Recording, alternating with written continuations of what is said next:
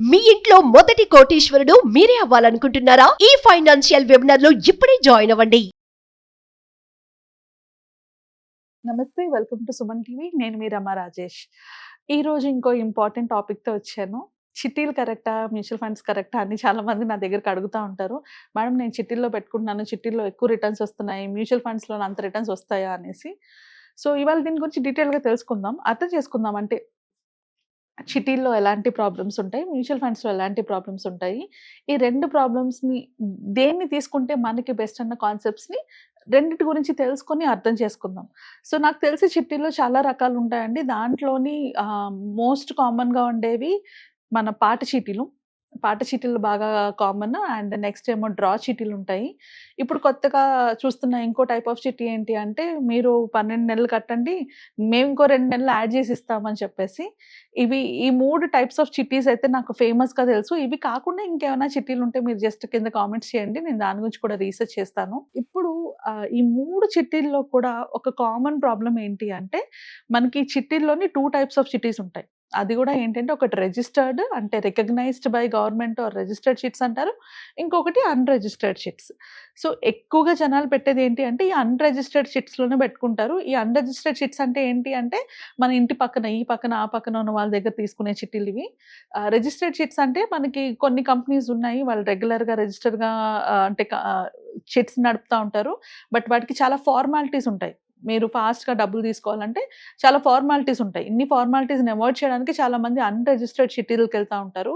So basic purpose ఏంటి అంటే, చిట్టీలు తీసుకోవడానికి ఎప్పుడైనా అవసరం వస్తే పాడేసుకొని విత్డ్రా అంటే ఆ మనీని వాడుకోవచ్చు అంటే, మన ఒక బారోయింగ్ కోసం తీసుకుంటారు. బట్ అది మ్యూచువల్ ఫండ్స్కి మనకు వచ్చేటప్పటికి అది కేవలం ఇన్వెస్ట్మెంట్ కోసమే తీసుకుంటాం.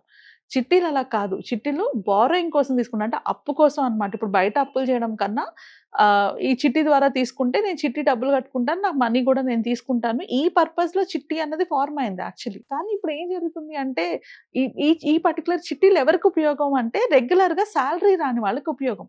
ఇప్పుడు నాకు ఒక నెల ఎక్కువ వస్తుంది, ఒక నెల తక్కువ వస్తుంది. ఒక్కొక్కసారి నేను నా చేతిలోంచి ఎక్కువ డబ్బులు పెట్టుకోవాల్సి వస్తుంది, నా వ్యాపారానికైనా దేనికైనా.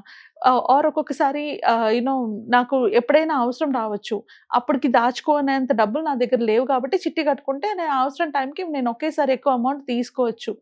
ఇలాంటి వాటి కోసం చిట్టీలు కట్టేవారు ఇదివరకట్లో. బట్ ఇప్పుడు ఏంట్రా అంటే, మీకు కరెక్ట్‌గా శాలరీ టైంకి పడుతుంది, అందరూ ఉద్యోగాలు చేస్తున్నారు. అన్ని ఉద్యోగాలు చేసేటప్పుడు ఇలా చిట్టీలు కట్టుకోవడం వల్ల యూజే ఉంది. మోస్ట్లీ చిట్టీలు కట్టుకునే వాళ్ళందరూ ఏం చేస్తున్నారంటే, లాస్ట్ వరకు ఉండిపోతాము అన్న పాయింట్ అంటున్నారు కాబట్టే ఇప్పుడు కొత్త రకం చిట్టీలు వచ్చి అవేంటి అంటే, మీరు లాస్ట్ వరకు ఉండిపోండి, ఇంకో 2 నెలలు మేము యాడ్ చేస్తాం, 3 నెలలు మేము యాడ్ చేస్తాం అని. ఇక్కడే ద మోస్ట్ ఫ్రాడ్ హ్యాపెన్స్ అండి. మీతోనే కట్టించుకొని, అంటే నాకు తెలిసిన వన్ ఆఫ్ ది ఇన్సిడెంట్ ఇది చెప్తున్నాను.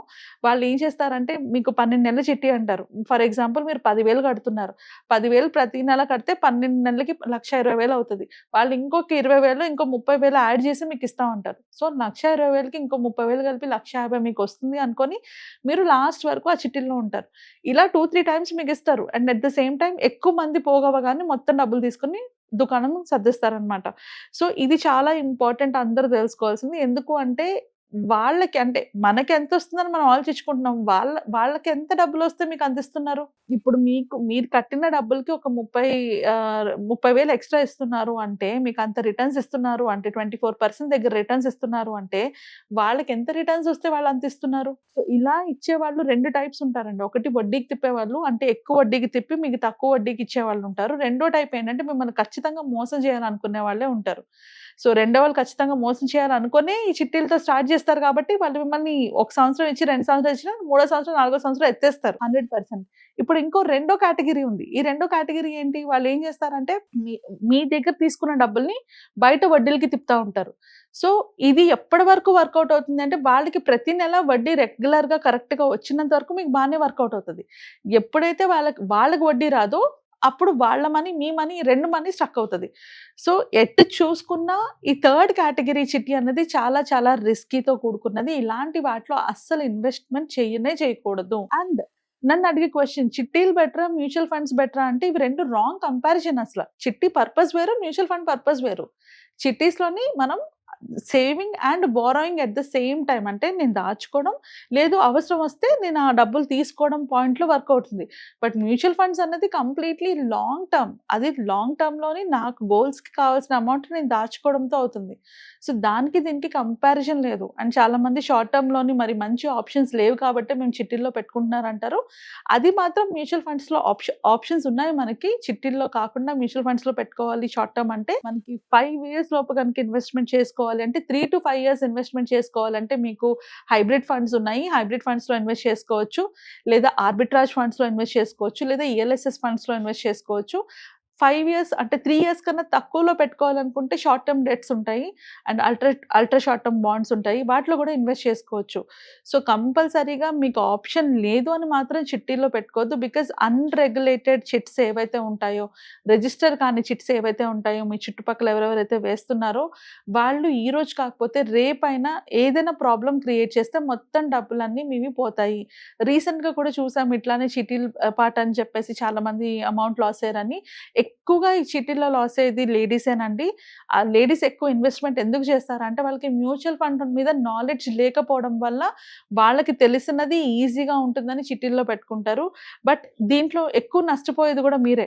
అట్‌లీస్ట్ కొంచెం ఆ నాలెడ్జ్ ఏదో మ్యూచువల్ ఫండ్ సైడ్ పెంచుకొని, లేదా అవి అర్థం చేసుకోవడానికి ఏమైనా వీడియోలో క్లాసెస్‌లో జాయిన్ అయ్యి, లేదా మీకేం తెలీదనుకుంటే చిన్న చిన్న అమౌంట్‌తోని కొంచెం కొంచెం అమౌంట్‌తో ఇన్వెస్ట్‌మెంట్ అయినా స్టార్ట్ చేసుకొని, అప్పుడు మెల్లగా మ్యూచువల్ ఫండ్స్‌లోకి రండి. మ్యూచువల్ ఫండ్స్‌లో రావాలి అని భయం ఉన్నవాళ్ళు సేఫర్ ఫండ్స్ ఉన్నాయి మ్యూచువల్ ఫండ్స్‌లో. నేను చెప్పినట్లు డెట్ ఫండ్స్‌లో గానీ, లేకపోతే ఆర్బిట్రాజ్ ఫండ్స్‌లో గానీ, ఇలాంటి వాటిలో పెట్టుకుంటే కంపారిటివ్‌లీ రిస్క్ చాలా తక్కువ ఉంటుంది. వెరీ, వెరీ లో రిస్క్ ఉంటుంది.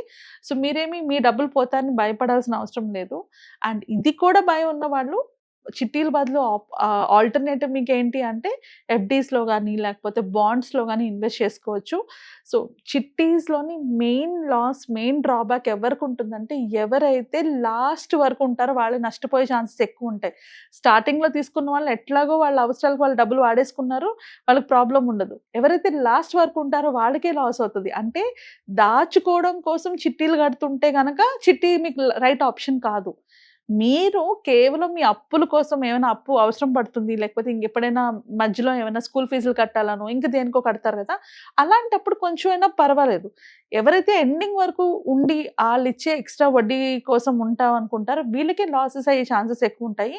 సో, అలాంటి వాళ్ళు మ్యూచువల్ ఫండ్స్‌ని కన్సిడర్ చేస్తే బెటర్. సో, ఏ రకంగా అయినా కూడా unauthorized, unregulated and not registered చిట్టీలు ఎప్పుడు కూడా హై రిస్కే. మీకు రిస్క్ తక్కువ కావాలి అనుకుంటే, ఇలాంటి రిస్క్‌లో పడకుండా ఉండాలి అనుకుంటే మీరు ఇన్వెస్ట్ చేసుకోండి.